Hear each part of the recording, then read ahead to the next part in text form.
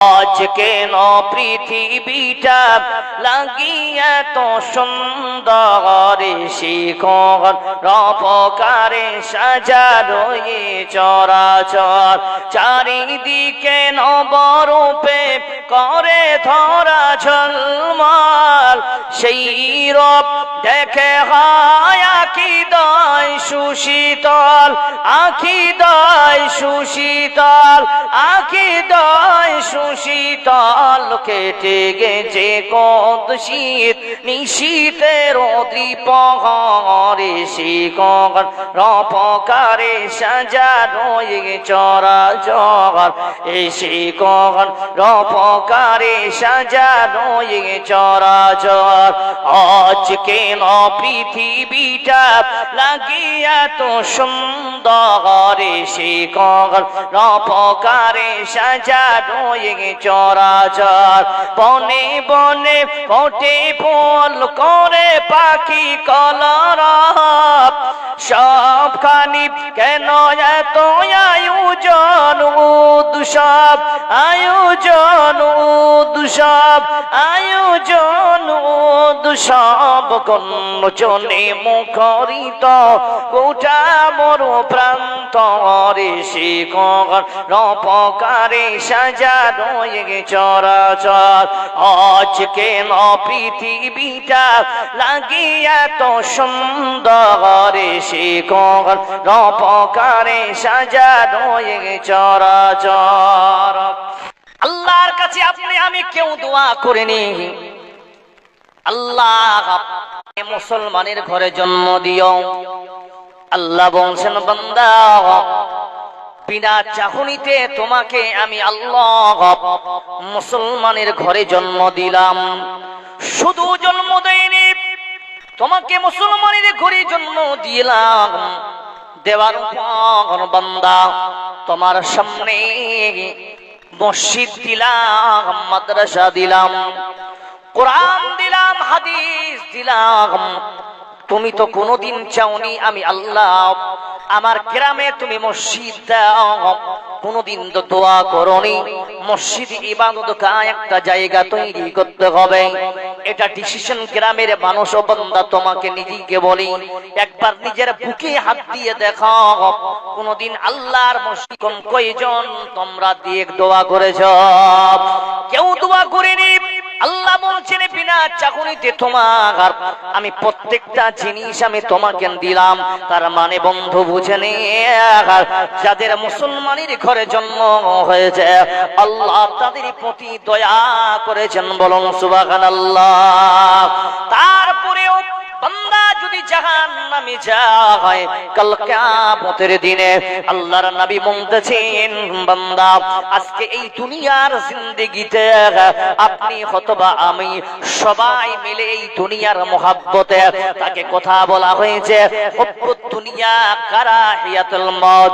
আজকে আপনি আমি সবাই এই দুনিয়ার মোহে পড়ে গিয়ে এই দুনিয়ার মোহাব্বতে পড়ে আমরা মউতকে অপছন্দ করতে লেগেছি। কারণ কি রে ভাই, আগের জামানার মানুষেরা অভাবে মার খেত, বলুন ঠিক না বেঠিক?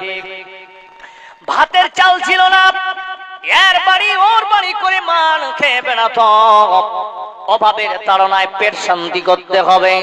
কিন্তু বন্ধু এখনকার বাজারে ওই সময়ে কোনদিন কোন মানুষ ওপেন সিক্রেট কাউকে হিংস্র প্রাণীর মতো তারা আহত করেনি, কাউকে হত্যা করার পরিকল্পনা করেনি। তারা মেনে নিয়েছিল আল্লাহ আমাদের গরিব বানিয়েছেন আর বাকিদেরকে আমির বানিয়েছে।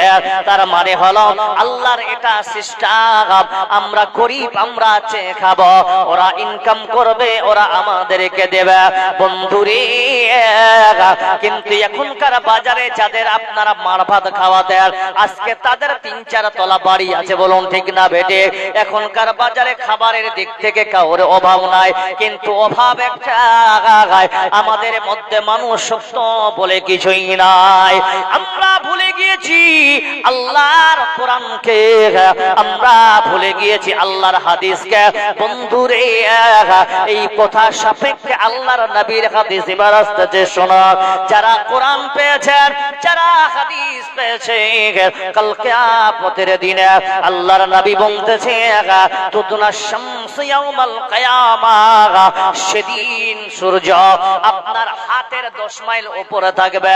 হাত্তা তাকুনাকা মিকদারিল মাইর, মাইর শব্দের অর্থ কেউ লিখেছে সুরমা দানির কাঠি যেমন কাছাকাছি থাকে রে বাবা, অনুরূপ আপনার মাথার সামনে ওই সূর্য থাকবে। আল্লাহর নবী বলতেছে এত কাছাকাছি থাকবে, কেউ বলেছেন 10 হাত উপরে থাকবে। আমরা এখনো গরমে ডিগ্রি নয় 40 ডিগ্রি গরম কালে আমরা এসির ব্যবস্থা করতেছি, বলুন ঠিক না বেঠিক? সেই হাসরের ময়দানে সব মানুষেরা পানি পানি করে ঘুরে বেড়াবে, অসহায় হয়ে যাবে। কেন কেন? সবাই চিন্তায় চিন্তিত হয়ে পড়বে। আমার মায়েরা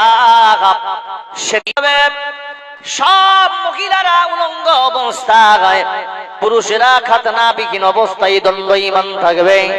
আল্লাহর নবীর আয়েশা বলতেছেন নবী গো, সেদিন উরলান গুরলান উফাতা, উলঙ্গ অবস্থায় উলঙ্গ পায়ে জুতা থাকবে না।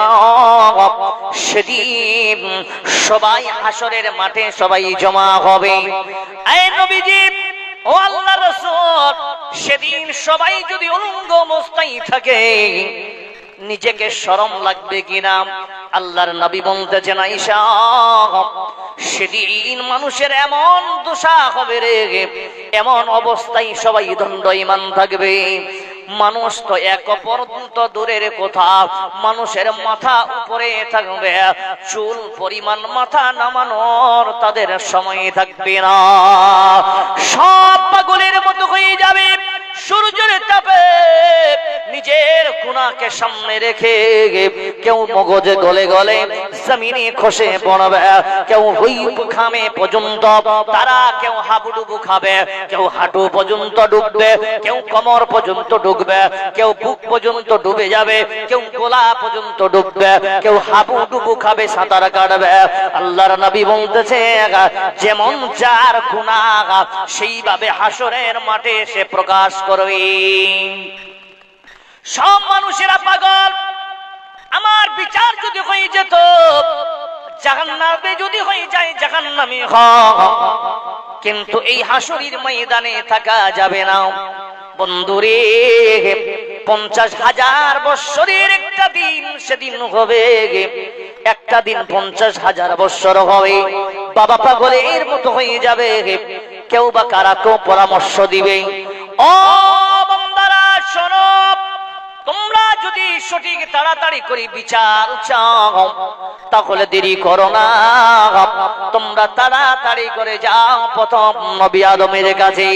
মানুষেরা পাগলের মতো ছুটে যাবেন আদমের কাছে, আদমকে বলবে আদম আমাদের আপনার কাছে আমরা এসেছি। আদম, ও আদম গো, ওগো নবী, আপনি আল্লাহর কাছে সুপারিশ করে আমাদের জন্য তাড়াতাড়ি হিসাব নিয়ে নেয়, আল্লাহর কাছে এই সুপারিশটা আপনি করবেন।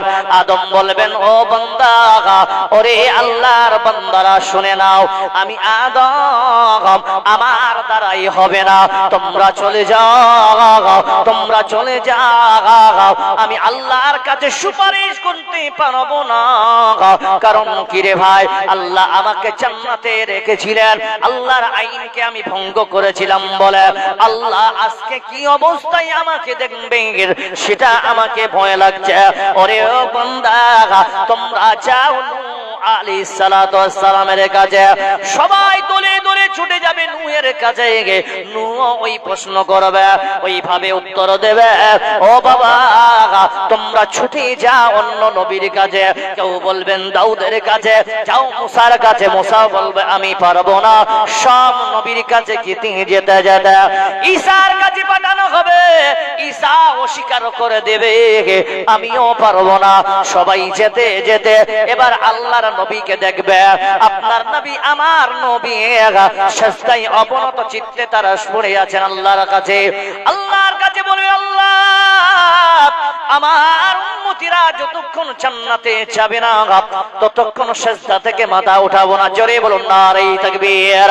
বন্ধু, এই নবীর উম্মত আমরা হলাম, কোনদিন আমরা আল্লাহর কাছে দোয়া করিনি, অথচ সব নবী রাসূলুল্লাহ আল্লাহর নবীর উম্মত হওয়ার জন্য দোয়া করেছিল।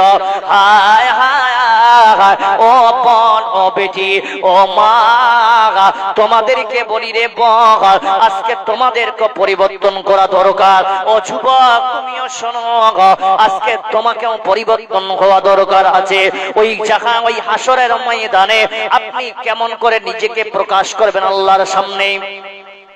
সকল আল্লাহ তাআলা বলবেন, ইয়া মুহাম্মদ, ও মুহাম্মদ, সকলে পড়ুন সাল্লাল্লাহু আলাইহি সাল্লাম, মাথা উঠান, আপনি যা চাইবেন আপনার কথা রাখা হবে। আল্লাহর নবী সেদিন আপনার আমার জন্য, আপনার পাপের জন্য, আমার পাপের জন্য নবী নিজেই জাহান্নামে ঢুকে উম্মতকে বের করবে। জোরে সরে বলুন নারে তাকবীর। সজদো মে ও আশিকো সে दामन को भिगोते हैं, सजदों में आशिकों से दामन को भिगोते हैं, इस उम्मत के लिए आका तन्हाई में रोते हैं। শুধু মণ্ডলী, আজ আপনাদের আমাদের মন দেয়, এই যে ময়দানে যাব আমরা পাগলের মতো ছুটে যাব। বন্ধু, আমাদের আমল যদি ভালো হয় আমরা আরশের ছায়া পাবো। জোরে বলুন সুবহানাল্লাহ। আরশের ছায়া পাবো। ইনসাফকারী যদি হন ইনশাআল্লাহ আরশের ছায়া পাবেন। কিন্তু বন্ধু, আমরা তো ইনসাফ করতে গিয়ে নিজেই আমরা বেহুশ হয়ে যাচ্ছি। কেমন কথা বাবা? যারা জাহান্নামের ভয় যাদের মধ্যে থাকবে, বন্ধু একটা ওয়াকে আপনার সামনে রাখতেছি, যুবক শোনো। কেউ যদি দারু খায়, আর দারু খোরের সাজা হলো 40-80 কোড়া। কয় কোড়া? 80 কোড়া। কিন্তু আমাদের সমাজে ছেলেরা দারু খাচ্ছে, কিন্তু আফসোস আফসোস আমাদের সমাজে তার বিচার নাই। বলুন ঠিক না বেঠিক? আছে কি নাই? আমি কেন ওই জায়গা আনলাম? কঠিন হাসুরের ময়দানে আপনি এতিম হয়ে যাবেন। কেন রে বাবা? ও ভাই, আপনাকে নেতা বানিয়েছিলাম, আপনি কাজী আছেন, আপনাকে গ্রামের সবাই মানে। আপনার এলাকায় সন্তান দারু খায়, কবিরা গুনাহ। বলুন ঠিক না বেঠিক? যদি বাচ্চা কেউ খেয়ে নেয়, এর ফয়সালা কোরআন বলছেন 80 কোড়া মারতে হবে। কিন্তু যদি এইরকম সজা পুরো এই সাগুয়ান বাড়ি এলাকায় শুরু হয়, দারু খর কমবে না বাড়বে? জোরে বলুন, কমবে না বাড়বে? বন্ধুরে, কেন বাড়বে না? কারণ হলো আপনার আজকে যদি কোনো বড় লোকের ছেলে দারু খায়, ইমামকে বলবেন, ইমাম সাহেব যদি পারেন এটাকে হালকা করে নেবেন ফয়সালাটা, কাজীকে খোঁজ দিবেন। কিন্তু বন্ধু দেখেন, ইসলামের সামনে কোরআনের ফয়সালার আগে কোন বড় লোক, কোন নেতা, কোন মন্ত্রী, কোন প্রধানমন্ত্রীর কথা চলবে না। বলুন সুবহানাল্লাহ। উমর ফারুক রাদিয়াল্লাহু তাআলা আনহু, তার ছেলে শুনলো নাকি তার ছেলে দারু খেয়েছে। উমরের কানে পৌঁছে গেল। পৌঁছে যাওয়ার পর উমর তার ছেলেকে বলছেন, বেটা এখানে আসো, শুনলাম তুমি নাকি দারু খেয়েছো। বলছে, উমরের সামনে মিথ্যা কথা বলতে পারবে কেউ?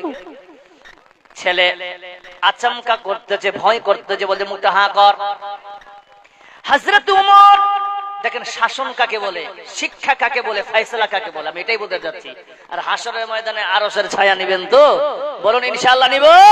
তাহলে ইনসাফ যদি আপনার সামনে হয়, ইনসাফকারী হবেন। কেউ যদি বেইনসাফি করে, তার বিরুদ্ধে কটাক্ষ করে হক কথা উচ্চারণ করবেন, আল্লাহ হয়তোবা এর ওসিলায় আপনাকে আরশের ছায়া দিতে পারে। বলুন সুবহানাল্লাহ। आदिल तो नहीं थे, आदिल बनने जा रहे थे, लेकिन आदिल आपका फैसला कोई मानने के लिए तैयार नहीं था। बंदा इसी वजह तेरा मौत चल तुझे अर्श के साया हम देंगे। बोलो सुभान अल्लाह। प्रिय मुस्लिम समाज, এবার দেখেন আদিল উমর কি বলছে, টাহা কর। মায়েরা আপনাকে বলি, মা হয়েছেন, আপনার ছেলে দারু খাচ্ছে, আপনি শাসন করেন। মুখ হা করলো, কেউ লিখেছেন নাক ঢুকিয়ে দিয়েছি উমর। কোথায়? মুখের ভিতরে। অনেক ছেলে আছে গুটকা খেয়ে কাঁচা আমের পাত খাচ্ছে, যেন বাড়ি বাপ বুঝতে না পারে গুটকা খেয়েছে। বলো ঠিক না ঠিক? এরকম কিছু সময় দারু খেয়েছে, কিছু চিবিয়ে খেয়েছে, কিন্তু উমর নাক কাছে ঢুকিয়ে দিয়েছে, বলে তুই খেয়েছিস? বলে হ্যাঁ আব্বা খেয়েছি। আচ্ছা বলেন তো, অর্ধেক পৃথিবীর শাসন করতে হযরত ওমর রাদিয়াল্লাহু তাআলা আনহুর ছেলে দারু খেয়েছে, অথচ একটা লাইট হারিয়ে গেছে। তো আপনারা কেউ যদি পেয়ে থাকেন তো দিয়ে দিবেন। ই কোন বদহোশ যে মানে নিজের লাইটটাও সামলে থাকতে পারেনি। তো যাই হোক, ওর গলতিতে হারিয়ে গেছে। আপনি মেহরবানি করে মানে আজ ধরেলেন যে 20 মিনিট থেকে আমাকে অনুরোধ করছে, তো পেয়ে থাকেন তো দিয়ে দিবেন। কি হারিয়েছে? টর্চ লাইট বলে কত দাম ছিল গো? আমি তো যদি ডিস্টার্ব করলে তুই হার।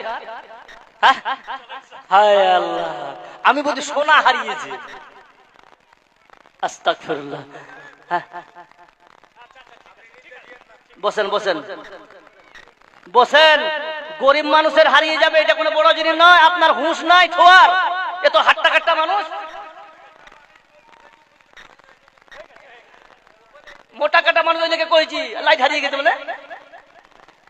জি ভাই, দাদা রেগে গেছে আর উপরে বলছে, বলি সব গরিব মানুষ, তো গরিব মানুষের হারায়, বড় লোকের হারায় না। বড় লোকের বড় লোক বড় বড় যে হাইবার শোনেন ভালো করে।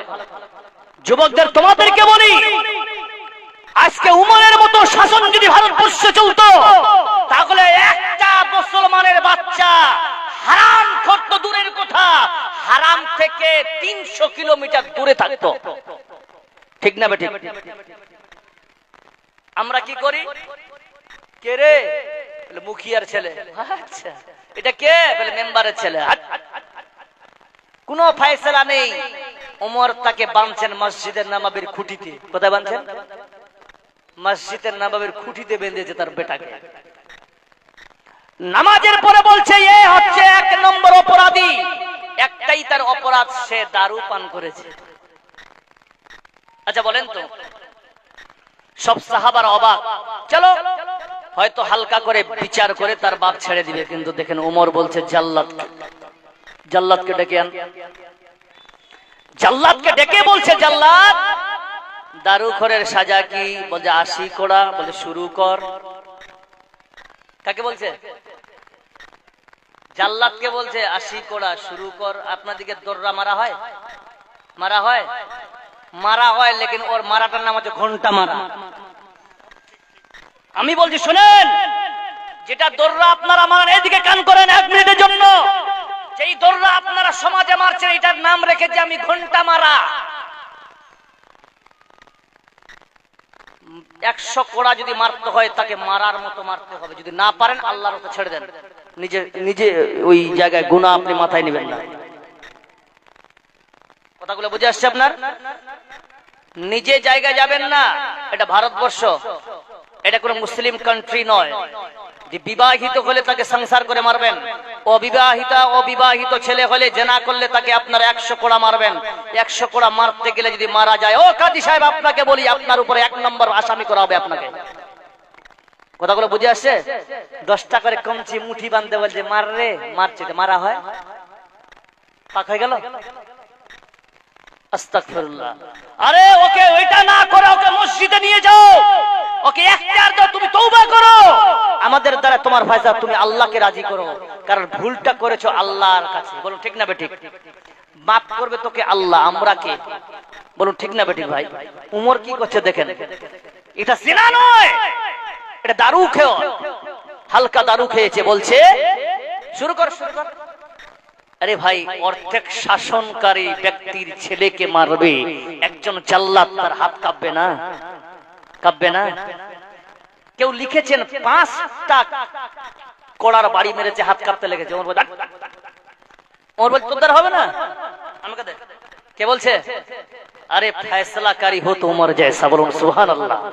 উমর বলছে তোর দ্বারা হবে না, তোর অন্তরে ঢুকে গেছে উমরের বেটা, তোর অন্তর যদি থাকতে আল্লাহর ফয়সালা, তোর হাত কাঁপতো না, তোর হাত আরো ইস থেকে তেজ চলতো, বলুন সুবহানাল্লাহ বিহামদিহি। উমর নিজেই নিচ্ছেন। উমরের স্ত্রী তার হাত ধরছে, উমরের এসে বলছে উমর ছেড়ে দেন আল্লাহর ওয়াস্তে। বলছে আপনি আপনার জায়গায় চলে যান, আমাকে আল্লাহর ফয়সালা করতে দেন, বলুন সুবহানাল্লাহ। উমর নিজেই কোড়া হাতে নিলেন। 1 বার 2 বার 3 বার 15 বার 20 বার 25 বার 30 কোড়া মারার পর নিজের ছেলে বেহুশ হয়ে গেল। জোরে বলুন নারায়ে তাকবীর। আওয়াজ নাই, জোরে বলুন নারায়ে তাকবীর। 30 মারলেন। 30 কোড়া মারার পর ছেলে বেহুশ হয়ে গেলেন। বাকি সবাই সাহাবারা দাঁড়িয়ে বলছেন এবার হয়তো শান্ত হবে। ওমর বলছেন সাথীরা তোমরা ঠান্ডা পানি নিয়ে আসো। ঠান্ডা পানি নিয়ে আসা গেল। সবাই মনে করেছেন হয়তো হেঁপে গেছে ওমর, তিনি পানি পান করবেন। জি না, ওমর বলতেছেন ভাইজান আমার ছেলে বেহুশ হয়ে গেছে, ওকে হুঁশে আনো। আমার ছেলে বেহুশ হয়ে গেছে, ওকে হুঁশে আনো। জাল্লাদ 5 মেরেছেন, উমর মারলেন 30। কত হলো? বাঁচলো কত? 45 কিনা, জোরে বলেন। হুঁশ আনার পর আবার মারতে শুরু করলেন। এই জায়গায় 2টি রকমের মানুষ কিতাবে লিখেছেন। কেউ লিখেছেন 50 পূরণ হলো আর উমরের ছেলে ইন্তেকাল করে গেল। ও মা বাবা, ও আমার যুবক ভাইরা, বাবা জানেরা, যখন উমরের ছেলে ইন্তেকাল হয়ে গেলেন, ওফি রিওয়ায়াতিন 60 কোড়া মারার পরে মারা গেল। বন্ধু শুনেন, এবার উমরের দিকে সব মানুষেরা তাকাচ্ছেন। উমর হয়তো তার চোখের পানি পড়তেছে না। না, উমর বলতেছেন ভাইজান দেরি করিও না। আর এইদিকে তার স্ত্রী কাটা কবুতরের মতো ছটফটাচ্ছে। ওমর শেষকালে আমার ছেলেকে তুমি মেরে ফেললে। ওমর কোনো কথা বলে না। ওমর বলতেছেন তাড়াতাড়ি করে আমার ছেলের দাফনের ব্যবস্থা করো। দাফনের ব্যবস্থা শুরু হয়ে গেল। বন্ধুরে দাফন কাফন করার পর এবার উমরকে ফয়সালা দেখুন বন্ধু, বাকি যে 20 কোড়া অথবা 30 কোড়া বাকি থাকলো ওই কবরের উপরে মারলেন। মারার পর উমর আসমানের দিকে তাকিয়ে বলছেন আল্লাহ আমি তোমার আইনকে সামনে রেখে আমি আল্লাহ তোমার জন্য ফয়সালা করেছি। মাবুদ আমার ছেলেকে তুমি মাফ করে দিও। জোরে সরে বলুন নারায়ে তাকবীর। উমরের চোখের পানি সেই সময় পড়লো, কারণ উমর বুঝে গেছে আল্লাহর ফয়সালা দিতে গিয়ে আমার ছেলে মারা গেছে। মাবুদ রে আমার ছেলের সঙ্গে আপনি ভালো ব্যবহার করবেন।